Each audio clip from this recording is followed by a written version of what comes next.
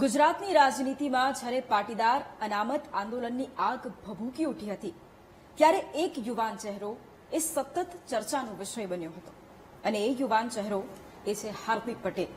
આજે વિરમગામના ધારાસભ્ય છે.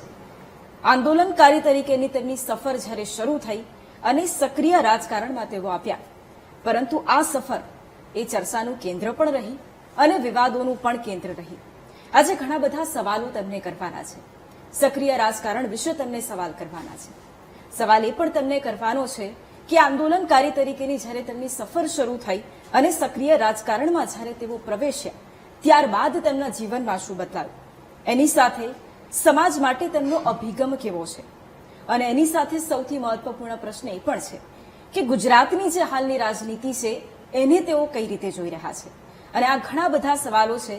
એ સવાલો સાથે આજે તેમની સાથે વાતચીત કરવાની છે.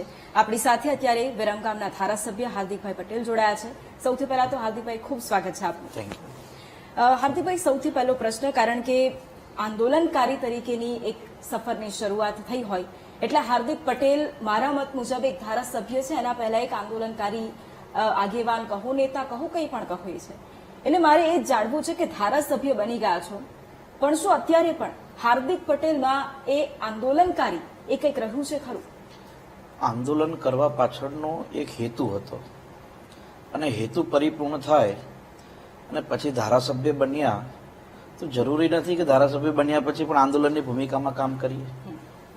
હું થોડા દિવસ પહેલા જ વિધાનસભાના સત્રમાં બોલ્યો હતો કે રોડ ઉપર હલ્લા કરવા એના કરતાં પણ અઘરું કામ વિધાનસભામાં આવીને જે તે મુદ્દા ઉપર પોલિસી બનાવી. પણ વિસ્તારની દ્રષ્ટિએ હું જે વિસ્તારમાંથી આવું છું અને ત્યાં કંઈ પણ કામ કરાવવા માટે અધિકારી જોડે ઝઘડીને પણ કંઈક કરાવવું પડે તો આંદોલનની ભૂમિકામાં હજુ પણ કરીએ છીએ.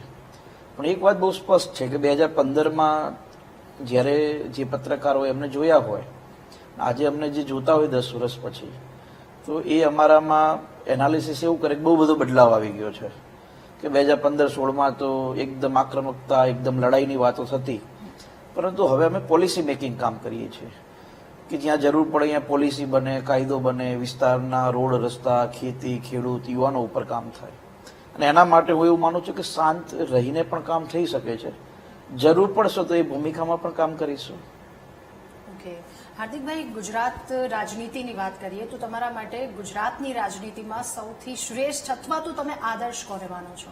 તો સ્વાભાવિક રીતે મારો જન્મ 1993માં છે, એટલે અમે લોકો જ્યારે સમજણા થયા 2000ની સાલમાં, 2001ની સાલમાં, ત્યારે રાજ્યના મુખ્યમંત્રી તરીકે માનનીય નરેન્દ્રભાઈ વખતે હતા અને બહુ લાંબો ગાળો એટલે લગભગ 14 વર્ષ સુધી રાજ્યના મુખ્યમંત્રી તરીકે એમને સેવા આપી. એટલે સ્વાભાવિક છે કે અમે લોકો માનનીય મુખ્યમંત્રી તરીકે નરેન્દ્રભાઈને લાંબો સમય જોયા, એ પછી આનંદીબેન, એ પછી વિજયભાઈ, એ પછી માનનીય ભૂપેન્દ્રભાઈ. એટલે જે રીતે અમારા પપ્પા વાત કરતા અથવા અમારા ગામના લોકો આજ પણ વાત કરે છે કે પહેલાનું ગુજરાત એટલે કેવું, તો સાંજે વાળું કરવાનો સમય હોય ત્યારે જ લાઇટ ન હોય. પણ માનનીય નરેન્દ્રભાઈ જ્યારે રાજ્યના મુખ્યમંત્રી બન્યા તો ઘણો બધો બદલાવ આવ્યો અને રાજ્યની અંદર ગામડાથી લઈને શહેર સુધી, ખેતીથી લઈને ઉદ્યોગ સુધી બહુ મોટા પ્રમાણનો બદલાવ એ ગુજરાત માટે ક્યાંક ને ક્યાંક ઐતિહાસિક રહ્યો છે. તો સ્વાભાવિક છે કે અમારા મત પ્રમાણે રાજ્યના શ્રેષ્ઠ લીડરશીપ માનનીય નરેન્દ્રભાઈના નેતૃત્વમાં બધાએ જોઈ પણ છે ને અમે પણ એ નેતૃત્વને બહુ સારી રીતે સમજીએ છીએ. એનાથી પણ વિશેષ વધુ સમજણા થયા 2015 પછી 16, 17, 18 આજે હું ધારાસભ્ય બન્યો છું. તો તમે જો ભારતની આજુબાજુ બધી જગ્યાએ બધું બળી રહ્યું છે, ભારત એકમાત્ર સુરક્ષિત છે, તો સ્વાભાવિક છે કે નેતૃત્વ મજબૂત છે. નરેન્દ્રભાઈના નેતૃત્વને અમે અને સમગ્ર રાજ્ય ખૂબ સારી રીતે સમજે પણ છે અને સ્વાભાવિક રીતે અમે લોકો નરેન્દ્રભાઈને શ્રેષ્ઠ નેતા ગુજરાત અને દેશમાં માનીએ છીએ. બિલકુલ. ભાજપમાં જોડાયા પછી હાર્દિક પટેલ માટે શું બદલાયું અને અત્યારે જે રાજનીતિની સફરની શરૂઆત થઈ, પહેલા કોંગ્રેસમાં જોડાયા, પછી ભાજપમાં જોડાયા, પણ રાજનીતિમાં જો કોઈને આદર્શ માનતા હોય, કોઈને ગુરુ માનતા હોય તો એ કોણ? દેખો, હું બહુ સ્પષ્ટ રીતે ઘણી જગ્યાએ આ વાત કરી ચૂક્યો છું અને કોંગ્રેસનો સમયગાળો 1-1.5 વર્ષનો એ પણ મજબૂરીમાં લેવાયેલો નિર્ણય હતો. બાકી મારા ફાધર એ વિરમગામ વિધાનસભા હોય, માને આનંદીબેન જ્યારે માંડલથી ચૂંટણી લડતા, જોરુભા હોય, વજુભાઈ ડોડિયા હોય, કમાભાઈ હોય, પ્રાગજીભાઈ હોય, એમની સાથે બહુ લાંબા સમયથી ભારતીય જનતા પાર્ટીમાં કામ કર્યું છે. ધારાસભ્ય તરીકે ભાજપમાં જ્યારે હું ભાજપ જોઈન કરી અને એ પછી ધારાસભ્ય બની તો સ્વાભાવિક છે કે મારી જવાબદારી વ્યક્તિગત રીતે એ ભારતીય જનતા પાર્ટીની અંદર રહીને ખૂબ મહત્વની હતી અને હું બહુ સ્પષ્ટ રીતે માનું છું કે વિરમગામની અંદર અમે લોકોના કામમાં ખૂબ મર્યાદિત બનીને અને વિનમ્ર બનીને કામ કરી રહ્યા છીએ. મારી રાજનીતિ એ બદલાઈ એ તો તમારે વિસ્તારમાં આવીને લોકોને પૂછવું પડે. આપણે એસી હોલની અંદર ઇન્ટરવ્યુ કરીએ અને હું બોલું એ તો સત્ય માની લેવાય, પરંતુ વિસ્તારની અંદર અમે જે રીતે કામ કરીએ છીએ ખૂબ મોટો બદલાવ લાવીને, તો સ્વાભાવિક છે કે કોંગ્રેસમાં 1-1.5 વર્ષનો સમય બગાડીને જે પણ કંઈ અમારા જીવનની અંદર પણ અમે ઘણા બધા લોકો આરોપ પ્રત્યારોપ કરતા બધા કોંગ્રેસમાંથી ભાજપમાં આવ્યા છે, પણ અમારું મૂળ ગોત્ર તો ભારતીય જનતા પાર્ટીનું હતું. આજે ભારતીય જનતા પાર્ટીના ધારાસભ્ય બનીને વિસ્તારની અંદર અને રાજ્યની અંદર ખૂબ સક્રિયતાથી લોકોનું કઈ રીતે સારું થાય, અને કોઈ પણ હોય, હું હોય કે તમે હોય, પત્રકાર કોઈ હોય તો એનો એવો જીવનની અંદર ધ્યેય હોય કે પત્રકાર તરીકે લોકોના પ્રશ્નો આપણે ઉપાડીએ, લોકોને સારું બતાવીએ. ધારાસભ્ય તરીકે મારી પણ એ ફરજ છે કે વિસ્તારની અંદર લોકો 51,000-52,000 વોટે જીતાડ્યા હોય તો પ્રાયોરિટી વિસ્તારને આપીએ. તો હાર્દિકભાઈ, તમે હમણાં કહ્યું કે મૂળ ગૌત્રની જો વાત કરીએ તો એ ભારતીય જનતા પાર્ટી, વચ્ચેનો તમારો નિર્ણય એ કોંગ્રેસ તરફનો રહ્યો, તો એ શા માટે? કારણ કે જો એ નાનપણથી જો એ વાતો સાંભળી હોય, એ તમામ વસ્તુ હોય, તો એ પોઝિટિવ ઇમ્પેક્ટ પણ પડ્યું હોય, પણ ક્યાંક એમના વિરોધમાં જવાનું શા માટે? 1 વર્ષમાં તો આટલી ખબર પડી જાય ને, એટલે તો પછી ભારતીય જનતા પાર્ટીની અંદર જોડાયા. देखो, કોંગ્રેસનો નિર્ણય એ સ્વાભાવિક છે કે જે 2015થી લઈને 2019 સુધી એકદમ આક્રમકતાથી સત્તાની વિરુદ્ધ લડતા હતા. એટલે 4-5 વર્ષનું જે માનસ હોય કે ભાઈ સત્તાની સામે આપણે લડ્યા છીએ તો ચલો વિપક્ષમાં જઈએ અને વિપક્ષમાં જઈને કંઈક સારું કરવાનો પ્રયાસ કરીએ. પણ કોંગ્રેસે ક્યારેય પણ ગુજરાત માટે ચિંતા નથી કરી, અને એના કારણે જ 2001થી સક્રિયતાથી તમે જુઓ તો છેલ્લા 25-27 વર્ષથી ગુજરાતના લોકો કોંગ્રેસને પસંદ નથી કરતા. 1-1.5 વર્ષની અંદર આ જ્ઞાન મળવું પણ બહુ મહત્વનું હતું. હું તો 1-1.5 વર્ષમાં, બાકી કોંગ્રેસના એટલા જૂના નેતાઓ છે જે 20-25-30 વર્ષે પણ કોંગ્રેસ છોડે છે. પણ એક વાત બહુ સ્પષ્ટ છે કે ગુજરાતની અંદર ગુજરાતની ચિંતા એ હંમેશા ભારતીય જનતા પાર્ટી કરે છે અને કોંગ્રેસ નથી કરતી. એટલે દિન પ્રતિદિન છેલ્લા તમે 10-15 વર્ષમાં તમે જુઓ લગભગ 60થી 65 કોંગ્રેસના આગેવાનોએ કોંગ્રેસ છોડી દીધી છે. હાર્દિકભાઈ, પ્રશ્ન બીજો એ કે એક સમયના તમારા સાથીદાર પાટીદાર અનામત આંદોલનમાં તમારી સાથે હતા એ વરુણ પટેલ એ ઘણીવાર નામ લીધા વિના વિરમગામના વિકાસને લઈને સોશિયલ મીડિયા પર ઘણા બધા પ્રહારો કરતા હોય. આમ કદાચ એ સવાલો મનમાં થાય કે એક જ પાર્ટીમાં હવે બનો છો, પણ બહાર એવું તો શું છે કે જેનાથી એવું લોકોને દેખાઈ રહ્યું છે કે કંઈક ઠીક નથી ચાલી રહ્યું બંને વચ્ચે? મને કોઈનાથી ક્યારેય જીવનમાં વાંધો હોતો નથી. હું માત્ર ને માત્ર મારા કામમાં ફોકસ કરું છું. આંદોલન હતું તો આંદોલનમાં ફોકસ કર્યું, પબ્લિક લાઈફમાં જીવી રહ્યા છે તો પબ્લિક લાઈફને ફોકસ કરી રહ્યા છીએ. અને વાત રહી વિરમગામ વિધાનસભાની, તો વિરમગામ વિધાનસભાની અંદર 2012થી લઈને 2022 સુધી 10 વર્ષ વિરમગામ વિધાનસભાના બગડ્યા. ત્યાંના લોકોએ 2022માં ધારાસભ્ય તરીકે અવસર આપ્યો કામ કરવાનો. છેલ્લા 3 વર્ષની અંદર ઐતિહાસિક રીતે 3500 કરોડ રૂપિયાના ગ્રાન્ટ વિરમગામને મળી છે. રોડ રસ્તા હોય, ખેતીના પ્રશ્નો હોય, હું એટલા માટે કહું છું કે તમે લોકોને જે સવાલ કરો ને, લોકો જ્યારે એનો પ્રત્યુત્તર જવાબ આપે એ બહુ મહત્વનો હોય. નળકાંઠાની અંદર 32 એવા ગામ હતા જ્યાં નર્મદાનું પાણી નહોતું મળતું. માનનીય ગૃહ અને સહકારિતા મંત્રી અમિતભાઈ શાહ અને માનનીય મુખ્યમંત્રી શ્રીએ સંયુક્ત રીતે નક્કી કર્યું કે આપણે આખા ગુજરાતને નર્મદાનું પાણી પહોંચાડ્યું છે, તો નળકાંઠાના જે 32 ગામ છે એ ગામને પણ આપણે પાણી પહોંચાડવું છે. એ 32 ગામમાં 14 ગામ મારી વિધાનસભાના આવે. આજે 1400 કરોડ રૂપિયાની યોજના બની અને નર્મદાના પાઇપલાઇન નખાઈ રહ્યા છે. વિરમગામ વિધાનસભાની અંદર માંડલ તાલુકાની અંદર કોલેજ મંજૂર થઈ. વિરમગામ વિધાનસભાના 5 ફાટકો ઉપર 700 કરોડ રૂપિયાના ખર્ચે ઓવરબ્રિજ બની રહ્યા છે. માંડળ, દેત્રોજ, વિરમગામ શહેર, તો આ બધા જ કામો વિરમગામમાં આવી રહ્યા છે. લોકોને ત્યાં કોઈ વાંધો નથી. અને સ્વાભાવિક રીતે રાજકારણમાં હોય તો વિરોધીઓ તો હોય, જેમ તમે પત્રકારની લાઈનમાં પણ વિરોધીઓ હોય કે ભાઈ આ મારા કરતા બહુ સારું બોલે છે અને પ્રાઇમ ટાઈમ આપે છે. તો સ્વાભાવિક રીતે રાજકારણની અંદર વિરોધ કરવાનો દરેકને અધિકાર છે. મને કોઈ વાંધો જ નથી, વિરોધ કરવા વાળા વિરોધ કર્યા કરે. ઓકે, વિરમગામના વિકાસની વાત કરીએ તો સમસ્યાઓ ઉપર અને વિકાસને લઈને તમે મુખ્યમંત્રીને પત્ર લખ્યો હતો અને કેટલાક અધિકારી પદાધિકારી કે જેઓ વિકાસમાં આડા આવી રહ્યા છે, તો એ કયા અધિકારી કયા પદાધિકારી, શું તમે નામ સાથે કોઈ સ્પષ્ટતા કરી શકો? સ્વાભાવિક રીતે કોઈ પણ વિસ્તારની અંદર વિકાસના કામો માન્ય મુખ્યમંત્રી શ્રી હોય કે માન્ય મંત્રી શ્રી હોય એ શું કરે કે વિકાસ કામોની મંજૂરી આપે અને ઇમ્પ્લિમેન્ટ કરવું અને કામો પરિપૂર્ણ કરાવવાનું કામ કોનું છે તો કે સિસ્ટમેટિક અધિકારીઓનું છે. ઘણીવાર અધિકારીઓ ડિલે કરતા હોય, ઘણીવાર અધિકારીઓ સક્રિયતાથી કામ ન લેતા હોય, ત્યારે અમારે આંદોલનકારીની ભૂમિકામાં પુનઃજીવિત થવાનો પ્રયાસ કરવો પડતો હોય છે. વિરમગામ વિધાનસભાની અંદર બીજા કોઈ જ પ્રશ્ન નથી, પણ વિરમગામ શહેરની અંદર ગટરના પ્રશ્નો હતા જે મારા માટે ચેલેન્જિંગ હતું કે મારે કોઈ પણ ભોગે વિરમગામની અંદર ઉભરાતી ગટરના પ્રશ્નોને કાયમી સોલ્યુશન લાવવું છે. અમારા વિરમગામની અંદર ખુલ્લી સ્ટ્રોમ વોટર ડ્રેનેજ છે, એને પેક કરવા માટેનું કામ અમે હાથ ઉપર લીધું અને વિરમગામની અંદર લગભગ 100 કિલોમીટરની સ્ટ્રોમ વોટર ડ્રેનેજ જે હતું એને આખું અમે કન્સીલ કરીએ છીએ. એ કામ ઝડપથી કરવા માટેની અમારી ઈચ્છા હતી કે ચોમાસું આવે પહેલા એ કામ પતી જાય તો લોકોને રાહત થાય. વિરમગામની અંદર ચોથા ફેઝની ગટર લાઇનનું કામ પણ માન્ય મુખ્યમંત્રી શ્રીએ મંજૂરી આપીને એનું કામ પણ અત્યારે હાથ ઉપર અમે લેવાના છે. તો વિરમગામમાં રોડ બનાવીશું, રસ્તા બનાવીશું, કોલેજ બનાવીશું, પણ ગટર ઉભરાતી હશે તો લોકોની માનસમાં તો ગામની અંદર આવે તો કે ગટર ઉભરાય છે ગામમાં. તો મારી પીડા હતી અને લોકોની જો ભરોસો આપણી ઉપર હોય કે ભાઈ હાર્દિકભાઈ ધારાસભ્ય તરીકે ચૂંટાઈને લાવ્યા છીએ તો ગટરના પ્રશ્નોનું કાયમી નિરાકરણ આવશે, એટલા માટે એ બાબતે મેં ગંભીરતાથી માન્ય મુખ્યમંત્રીશ્રીને પત્ર લખ્યો હતો. માન્ય મુખ્યમંત્રીશ્રીએ તરત એને ફોલોઅપ લઈને અધિકારીઓને મોકલ્યા હતા અને એ બાબતે જરૂરી લગભગ કાર્યવાહી પરિપૂર્ણ થઈ. બીજું, અમે વિરમગામની અંદર ગઢનું કામ, ઐતિહાસિક ગઢ હતો વિરમગામનો, એના પુનઃનિર્માણ માટેનું પણ કામ હાથ ઉપર લીધું. વિરમગામમાં 4.5 કરોડની લાઇબ્રેરી તૈયાર થઈ રહી છે જેથી કરીને યુવાનો સરકારી નોકરીની તૈયારી કરી શકે. વિરમગામના ફરતે તમામ રસ્તાઓને અમે ડિવાઈડર વાળા બનાવી રહ્યા છીએ, વિરમગામની એન્ટ્રી સારી થાય. વિરમગામમાં મુનસર તળાવ છે, ઐતિહાસિક મિનળદેવીએ બાંધેલું એક રાતની અંદર તળાવ, આપણે ભણવામાં બધાને આવતું, એ તળાવનું ડેવલપમેન્ટ થાય અને વિરમગામનું ગંગાસર તળાવ, આ બંનેના ડેવલપમેન્ટ માટે બીજા 27 કરોડની પ્રપોઝલ તૈયાર કરી છે. બાકી વિરમગામની અંદર નાના મોટા વિકાસના કામો તો થાય કદાચ જ્યારે અમે આંદોલન કરતા, અને અત્યારે ગઈકાલે તમે જોયું હશે વિપક્ષના એક ધારાસભ્યએ એવું કીધું કે વિધાનસભાની અંદર ટિકિટની ચર્ચા થાય છે, મેચની, પણ સ્કૂલ કોલેજોની અને હોસ્પિટલની ચર્ચા નહીં થતી. આખા ગુજરાતની અંદર સૌથી વધુ પ્રાથમિક શાળાઓના ઓરડાઓ, નવી પ્રાથમિક શાળાઓ મારી વિરમગામ વિધાનસભામાં મંજૂર થઈ, 72 પ્રાથમિક શાળાઓ નવી બનાવી.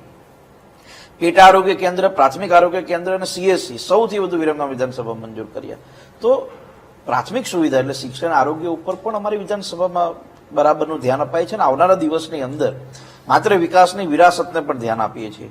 આજે વિરમગામ વિધાનસભાની અંદર તમે કોઈ બી પૂછો કે ભાઈ હનુમાનજીની મૂર્તિ સૌથી મોટી ક્યાં, તો કે સારંગપુર છે એવી, તો કે હા, તો કે પંચમુખી હનુમાન 4 રસ્તા, ભવ્ય હનુમાનજીની પ્રતિમાનું ત્યાં અનાવરણ થયું, મહારાણા પ્રતાપની પ્રતિમાનું અનાવરણ થયું, સરદાર વલ્લભભાઈ પટેલ, ડોક્ટર બાબા સાહેબ આંબેડકર, હવે આવનારા દિવસની અંદર અમે લોકો શિવાજી મહારાજની પ્રતિમાનું અનાવરણ કર્યું. એટલે વિકાસની સાથે આવનારી પેઢીને વિરાસત પણ દેખાય કે ભાઈ આ લોકો હતા જેના કારણે આજે આપણો દેશ સુરક્ષિત છે, આ લોકો હતા જેના કારણે આપણો દેશ આજે આઝાદ થયો. તો વિકાસની સાથે વિરાસતને પણ અમે લોકો મહત્વ આપીએ છીએ. પ્રશ્ન બીજો એ કે પાટીદાર અનામત આંદોલનમાંથી ઘણા બધા નેતાઓ ઉભરીને આવ્યા, સક્રિય રાજકારણમાં પણ તેમની એન્ટ્રી થઈ, પણ સમયની સાથે ઘણા બધા ખોવાઈ ગયા. હાર્દિક પટેલ પણ એક મુખ્ય ચહેરો, યુવાન ચહેરો માનવામાં આવે છે આંદોલનનો. હાર્દિક પટેલને ડર છે કે એ ક્યાંક ખોવાઈ જશે એક દિવસ, અથવા તો મનમાં ક્યારેક એવો ડર ઉભો થતો હોય કે જો કદાચ હું ખોવાઈ ગયો તો. અત્યારે ઇન્ટરવ્યુ આપું છું ને ચાલુ ઇન્ટરવ્યુમાં એટેક આવે તો માણસ ખોવાઈ જવાનો છે. આવતીકાલે હું ઘરે હોઈશ ને કોઈ કાર્યક્રમમાં જતો હોઈશ ને કોઈ બીજી એવી ઘટના બનશે તો માણસ ખોવાઈ જવાનો. માણસ તો માત્ર એ નિમિત્ત છે કે અત્યારે છે, ખોવાઈ જશું અને રાજકારણમાં નહીં રહીએ એની ચિંતા કોને હોય?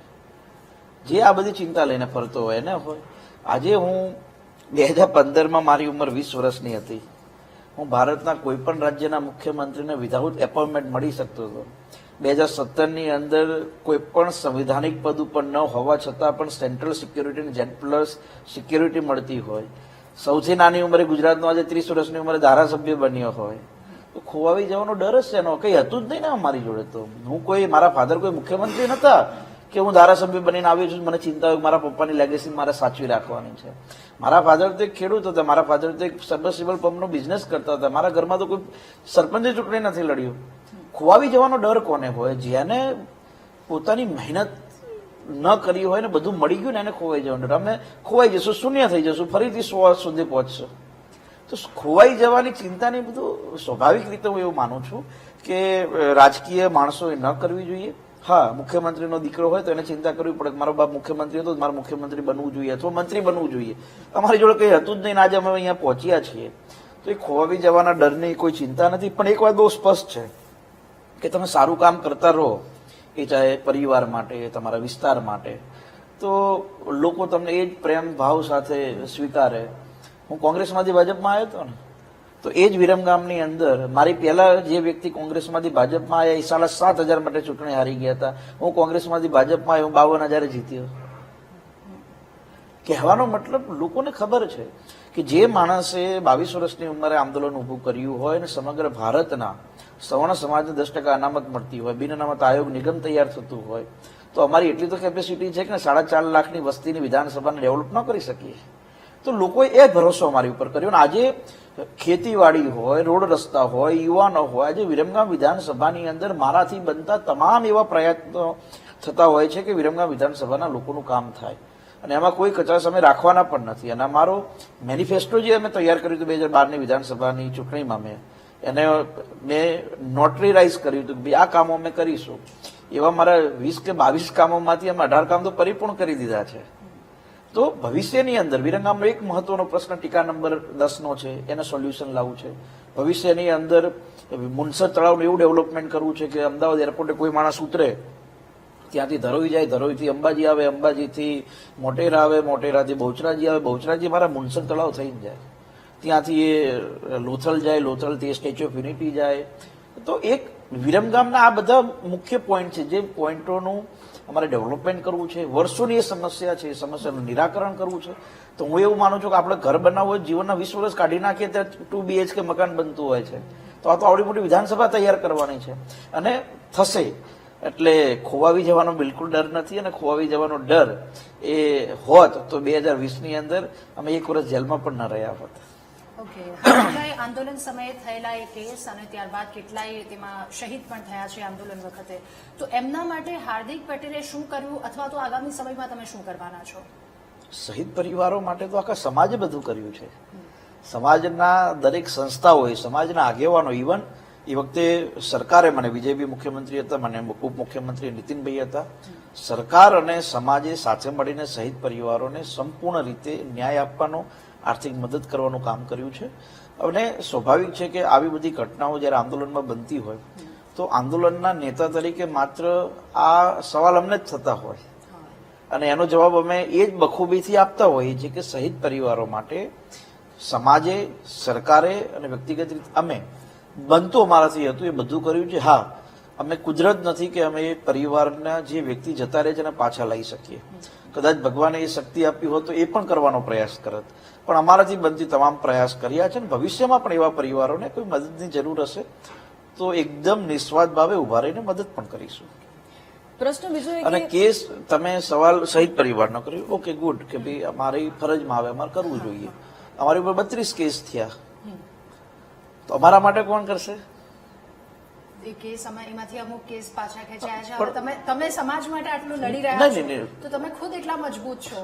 તો ખુદ એટલા મજબૂત થઈ ગયા. એ જ આ સવાલનો એટલા માટે મેં આ વાત કરી કે જ્યારે સમાજનો આગેવાન સમાજ માટે લડતો હોય, સમાજના આગેવાનને જ્યારે તકલીફ પડે તો સ્વાભાવિક છે કે સમાજ એની જોડે ઉભો હોય. અને અમારો સમાજ, પાટીદાર સમાજ, અમારી જોડે એ વખતે ઉભો પણ હતો. આજે જ્યારે કેસ, તમારી ઉપર 7 કેસ બચ્યા છે, તો આજે પણ અમે કોર્ટના તારીખ, જો હમણાં 2 મહિના પહેલા જ નિકોલના કેસમાં અમારું ધરપકડ વોરંટ નીકળ્યું હતું. તો કહેવાનો મતલબ એટલો છે કે એકબીજાને પરસ્પર મદદ થતી હોય ને ત્યારે જ આ બધું ચાલતું હોય. પ્રશ્ન બીજો એ કે અત્યારે ધારાસભ્ય છો અને તમે જેમ કીધું એમ કે ખૂબ યંગ એજમાં તમે ધારાસભ્ય બન્યા, પણ આંદોલનના સમયથી હાર્દિક પટેલ ઘણા લોકોના આંખમાં ખૂંચ્યા પણ હશે, તમને એનો અનુભવ પણ થયો હશે. ભારતીય જનતા પાર્ટીમાં જોડાયા પછી, ધારાસભ્ય બન્યા પછી તમને એવું લાગે છે કે તમારા જ પાર્ટીમાં રહીને કેટલાય એવા નેતાઓ છે કે કેટલાય એવા કાર્યકર્તાઓ છે તમારી વિરુદ્ધમાં જ કામ કરી રહ્યા છે? સ્વાભાવિક રીતે મને વ્યક્તિગત અનુભવ પાર્ટી પ્રદેશના નેતાઓમાં કે જિલ્લાના નેતાઓમાં ન થયો. કેમ કે હું જ્યારે પાર્ટીમાં જોઈન કરી અને હું બધાને મળ્યો, એટલે વ્યક્તિગત રીતે મારાથી કોઈને નારાજગી હોઈ શકે, મને કોઈનાથી નારાજગી નથી. અને હું જે રીતે બધાને મળું છું પાર્ટીના આગેવાનો, તો મને ક્યાંય એવું નથી દેખાતું કે એ લોકોને મારાથી નારાજગી હોય કે મને એનાથી નારાજગી હોય. આજે રાજ્યના માન્ય મુખ્યમંત્રી શ્રી હોય, નાયબ મુખ્યમંત્રી શ્રી હોય, અલગ અલગ વિભાગના જેટલા મંત્રીઓ છે, તો સ્વાભાવિક છે મારે કામ લઈને એમની જોડે જ જવાનું હોય. એક ઉદાહરણ આપું, જયારે અમારું આંદોલન પીક ટાઈમે હતું તો એ વખતે પ્રદેશ પ્રમુખ માન્ય જીતુભાઈ વાઘાણી હતા. અત્યારે જીતુભાઈ વાઘાણી એ માન્ય કૃષિ મંત્રી છે. તો મારા વિસ્તારના કૃષિને લગતા કામ, સહકારને લગતા કામ, પશુપાલનને લગતા કામ હું માન્ય જીતુભાઈ વાઘાણી પાસે જ લઈને જઉં છું. કોઈ પણ પ્રકારના સંકોચ વગર મારા તમામ કામ એ કરે છે. જયારે અમારું આંદોલન ચાલતું હતું, માન્ય નાયબ મુખ્યમંત્રી શ્રી હર્ષભાઈ વખતે ધારાસભ્ય હતા અને અમારા ઘણી જગ્યાએ ડિબેટોમાં ક્રોસ પણ થતું હતું. પણ આજે રાજ્યના ગૃહમંત્રી છે, ઉદ્યોગ મંત્રી છે, મારા વિસ્તારના કોઈ કામ હોય, પોલીસ સ્ટેશનને લગતા કામ હોય, જેલના લગતા કામ હોય, અમે કામ લઈને જઈએ છીએ તો તરત એ કામ પરિપૂર્ણ થાય છે. આંદોલનની પરિભાષા બહુ અલગ હતી. પણ આજે જયારે અમે પાર્ટીના એક કાર્યકર્તાની ભૂમિકામાં, ધારાસભ્યની કાર્યકર્તાની ભૂમિકામાં જયારે કામ કરતા હોય, ત્યારે આ પાર્ટીના જેટલા પણ શીર્ષ નેતા છે એ બધા જ અમારી સાથે કાર્યકર્તાની ભૂમિકામાં એકબીજાને મદદ કરવાનું કામ કરતા હોય છે. હવે કોઈને એવું હોય કે ભાઈ હાર્દિકભાઈના કારણે મને આ નુકસાન થયું, ફલાણું થયું, ઢીકણું થયું, તો એ મનમેળ તો મારા મગજની અંદર તો ક્લિયર છે, મને કોઈનાથી કોઈ વાંધો નથી. તો સ્વાભાવિક છે સામેથી પણ વાંધો ન હોઈ શકે. એટલે હું એવું નથી માનતો જે તમે સવાલ કર્યો કે કોઈને ખુશતા હોય, એવું તો હોય નહીં, તો ધારાસભ્ય જ ન બનાવે હોય ને પાર્ટી. એક સમયે વિરમગામ કરતા સુરેન્દ્રનગર નાનું હતું, અત્યારે જિલ્લો છે. મહેસાણાના કડીની જો વાત કરીએ તો એનો જે રીતે વિકાસ થઈ રહ્યો છે, શું આપને એવું લાગી રહ્યું છે કે વિરમગામનો જે વિકાસ થઈ રહ્યો છે આમની સાપેક્ષે મજબૂતાઈથી થઈ રહ્યો છે, અથવા તો આગામી સમયમાં આ ચિત્ર આપના મતે કેવું રહેશે? છેલ્લા 3 વર્ષથી બોટાદ, એક સમય એવો હતો 2007, 8, 9 ની અંદર કે બોટાદ જયારે જિલ્લો બન્યો ત્યારે વિરમગામને જિલ્લો બનાવવાની વાત હતી. પછી કોઈ કારણોસર 2012 થી લઈને 22 સુધી ત્યાં કોંગ્રેસના ધારાસભ્ય બન્યા અને ઘણા બધા કામો એના કારણે અટકી પડ્યા એટલે સરકાર તરફથી નહીં, પણ જે તે લોકલ વિપક્ષના ધારાસભ્યો તરફથી જે રજૂઆતો થવી જોઈએ રજૂઆતો થઈ નહીં. પણ હું એવું માનું છું કે છેલ્લા 10 વર્ષ 2012 થી 22 જે બગડ્યા એ અમે છેલ્લા 3 વર્ષની અંદર એને ભરપાઈ કરવાનો પ્રયાસ કર્યો છે. અમારો એવો પ્રયાસ છે, આજે આપના ટેબલ શોના માધ્યમથી માનનીય મુખ્યમંત્રી શ્રીને પણ ધ્યાન દોરવા માંગુ છું, મારા વિરમગામ વિધાનસભાના લાખો મતદાતાઓને પણ ધ્યાન દોરવા માંગી છે કે અમારો ભવિષ્યની અંદર એવો પ્રયાસ છે કે વિરમગામ જિલ્લો બને તો ઘણી બધી પ્રાથમિક સુવિધાઓ ત્યાં સ્થાયી થશે. આજે માન લો કે અમારા છેલ્લો તાલુકો એટલે દેત્રોજ અને માંડલનું છેલ્લું ગામ વરમોર, તો વરમોર ગામના વ્યક્તિને કલેક્ટર કચેરી આવવું હોય તો 100 કિલોમીટર થાય, તેના ડીએલઆર કચેરી આવવું હોય તો 100 કિલોમીટર થાય, અને બીજા કોઈ કામથી આવું તો છેક અમદાવાદ આવવું પડે છે. તો ભવિષ્યની અંદર વિરમગામ જિલ્લો બને એ દિશામાં મારો પ્રયાસ છે. સુરેન્દ્રનગર ખૂબ ડેવલપ થયું, બોટાદ ખૂબ ડેવલપ થયું, અને વિરમગામ એ છે ને વાયા વિરમગામ, એક ગીત પણ હતું કદાચ તમને ખ્યાલ હોય તો. વાયા વિરમગામ એટલે તમારે સૌરાષ્ટ્ર જવું હોય તો વિરમગામથી જવાય, કચ્છ જવું હોય તો વિરમગામથી જવાય, ઉત્તર ગુજરાત જવું હોય તો વિરમગામથી જવાય. એટલા માટે માનનીય મુખ્યમંત્રીશ્રીએ કચ્છને હમણાં શાંતિપુરાથી લઈને છારોડી સુધી 6 લેન બનાવવા માટે એમણે હમણાં જાહેરાત કરીને એનું કામ પણ ખાતમુહૂર્ત થઈ ગયું છે. અમે ઉત્તર ગુજરાતથી બગોદરાને જોડતો પણ રસ્તો 4 લેન બનાવવાનું માનનીય મુખ્યમંત્રીશ્રી 191 કરોડ રૂપિયા મંજૂર કર્યા. વિરમગામથી શંખેશ્વર 300 કરોડ રૂપિયાના ખર્ચે ત્યાં 4 લેન બની રહ્યો છે. એટલે વાયા વિરમગામ જે હતું એ વાયા વિરમગામની તમામ દિશા એ મજબૂત બની છે. હવે એ વાયા વિરમગામને વિકસિત વિરમગામ તરફ વાળવાનું કામ અમારું છે. સ્વાભાવિક રીતે હું એવું માનું છું કે આવતા 1-1.5 વર્ષની અંદર પ્રાથમિક સુવિધાઓ વિરમગામની જે છે પરિપૂર્ણ થઈ જશે. પછી જે બીજા બધા કામો હોય, જે મોટા કામો હોય, જેમ કે મારી એવી ઈચ્છા છે કે ભાઈ દેત્રોજની અંદર હોસ્પિટલ બને, દેત્રોજની અંદર કોલેજ બને, મારા વિરમગામમાં કોલેજ છે. નળ સરોવરની અંદર અમે અત્યારે નળ સરોવર જે આખા એશિયાની સૌથી મોટી વોટર બેઝ સેન્ચ્યુરી છે એનું ડેવલપમેન્ટ અત્યારે 50 કરોડના ખર્ચે બહુ જોરદાર થઈ રહ્યું છે. તો આવા બધા કામો ભવિષ્યની અંદર વધુ વેગથી આગળ વધે એ દિશામાં અમે કામ કરીશું. પણ અમારું વિરમગામ વિકસિત છે. લોકોએ આજથી આટલા વર્ષો પહેલા વિરમગામ ટ્રેન ઉભી રહી હતી, જંકશન હતું, બોમ્બે જવું હોય વિરમગામ ઉભું રહેવું પડે, તો વિરમગામ તો પહેલેથી વિકસિત છે, બસ માત્ર એને આકાર આપવાની જરૂર છે. ઓકે, સમયનો અભાવ છે. એક અંતિમ સવાલ આપને કે 10 વર્ષ પછી આપને ક્યાં જોઈ રહ્યા છો? હમણાં એવો સવાલ હતો કે ખલાસ થઈ જશું તેની બીક હશે. જયારે હું આંદોલનમાં હતો ત્યારે આપના જ વીટીવી ચેનલના અનેક પત્રકારો અમને એવું પૂછતા કે હાર્દિકભાઈ 5 વર્ષ પછી ક્યાં જોશો, 10 વર્ષ પછી ક્યાં જોશો. એટલે હું એમને એવું કાયમ કહેતો કે 5 વર્ષ પછી પણ તમે મારું ઇન્ટરવ્યુ કરતા હશો તો 10 વર્ષ પછી પણ તમે મારું ઇન્ટરવ્યુ તો કરતા જ હશો. ઓકે, આપનો ખૂબ આભાર રાઉન્ડ ટેબલમાં અમારી સાથે જોડાયા અને આ તમામ મુદ્દા પર વાતચીત કરવા બદલ. ગુજરાતની રાજનીતિનો પ્રભાવશાળી ચહેરો જેમની સાથે રાઉન્ડ ટેબલમાં હાલ આપણે ચર્ચા કરી, વિરમગામના વિકાસને લઈને પણ આપણે વાતચીત કરી. આ સાથે રાઉન્ડ ટેબલમાં હાલ બસ આટલું. આવતા રવિવારે ફરી કોઈ ચર્ચિત ચહેરાની સાથે આપની મુલાકાત કરાવીશું. ત્યાં સુધી અમને આપશો રજા. નમસ્કાર.